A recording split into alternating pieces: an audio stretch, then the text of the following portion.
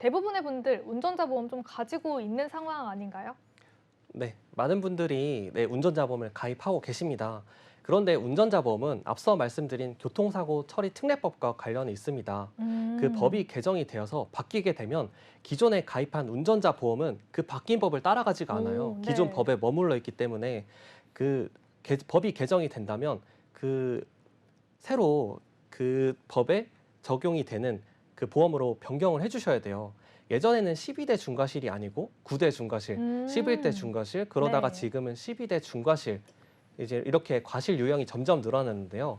그 예전에 9대 중과실, 11대 중과실일 때 가입한 운전자 보험은 음, 현재 12대 중과실을 다 담보해주지 않거든요. 네. 그래서 한 가지 예로 들면 한 손해보험사에서 조사를 했는데요.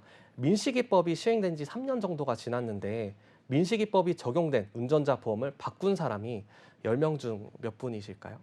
한 그래도 절반 정도는 되지 않을까요? 왜냐면 워낙 민식이법이 화제가 됐어서 네. 많은 분들이 좀 바꾸셨을 것 같은데요. 네, 저도 한 열에 7분 바꾸지 않으셨을까 음, 생각을 했는데 네. 10분 중에 3분밖에 안 된다고 합니다. 오, 네. 그래서 아직 10명 중에 7명은 그 민식이법에 대한 음, 경각심이 약간 관심이 없는 걸로 봐야 되겠죠. 그래서 네. 예전 운전자 보험이나 현재 운전자 보험이나 매달 보험료는 음, 이게 월에서 2만 원으로 기존 오, 거나 최근 거나 운전자 보험료는 크게 바뀐 게 없어요. 네. 비슷하거든요. 그래서 방송을 시청하시는 시청자분들 중에 운전자 보험이 예전에 가입하신 보험이라면 꼭 새로 설계를 받으셔가지고 최근 요즘 나오는 운전자 보험으로 점검을 받아보시는 걸 추천드립니다.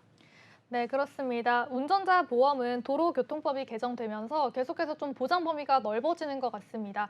그러니까 여러분들도 지금 방송을 보고 계시다면 내 운전자 보험에서 어느 정도로 보장이 되는지를 살펴보시면 좋을 것 같은데요.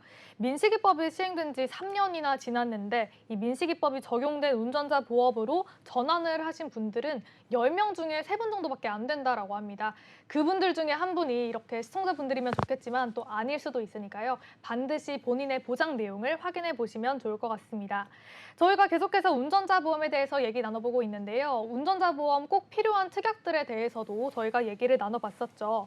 먼저 교통사고 처리 지원금, 그리고 자동차 사고 변호사 비용, 그리고 자동차 사고 벌금은 꼭 들어야 되는 특약이다라고 하셨습니다. 그런데 운전자 보험 조금 더 다양한 특약들이 있는 걸로 알고 있는데요. 우리 전문가님께서는 어떤 특약을 좀 추가로 가져가면 더 이득이 될 수 있다, 이런 특약도 있을까요? 네, 그 가장 운전자 보험이라고 하시면 가장 많이 드시는 게 이게 자동차 부상 그 치료비거든요. 그래서 음, 그 교통사고나 자동차로 인해서 사고가 났을 때 그 자동차 상해 자배법상 부상급수 1에서 14급에 음, 해당하는 진단을 받게 됐을 때는 네, 그 급수에 따라서 자동차 부상 등급에 해당하는 그 진단비를 받는 보험이라고 말씀을 드릴 수가 있고 네, 이게 교통사고 운전자 보험에서만 가입할 수 있는 게 이게 교통사고 후유장애라든지 교통사고 음, 일당이라든지 일반 상해 후유장애보다 교통사고 후유장애 진단금이 조금 더 저렴하고 그렇기 오, 때문에 네, 이게 후유장애라는 게 사실 뭐 큰 그 어떤 뭐 장애 흔히 말하는 장애가 남아야지 받는 금액이 아니고 뭐 음, 어느 관절 부분이 뭐 골절이 됐다거나 네, 척추가 찌그러지는 뭐 압박 골절이 있다거나 음, 교통사고로 추간판 탈출증이 있다거나 했을 네, 때 받을 수 있는 후유장애 보험이거든요. 음, 그래서 만약에 뭐 1억이 가입돼 있다면 뭐 10% 진단일 때는 뭐 음, 1,000만 원 뭐 이렇게 받을 수 있는 보험이다 보니까 그 저는 이제 뭐 특약을 넣을 때 음, 교통 관련해서 뭐 후유장애나 네, 일당이나 뭐 자동차 어, 부상 치료비나 이렇게 조금 뭐 상해 뭐 골절 진단비라든지 네. 수술비를 넣어도 사실 좀 저렴하게 가져갈 수 있으니까요.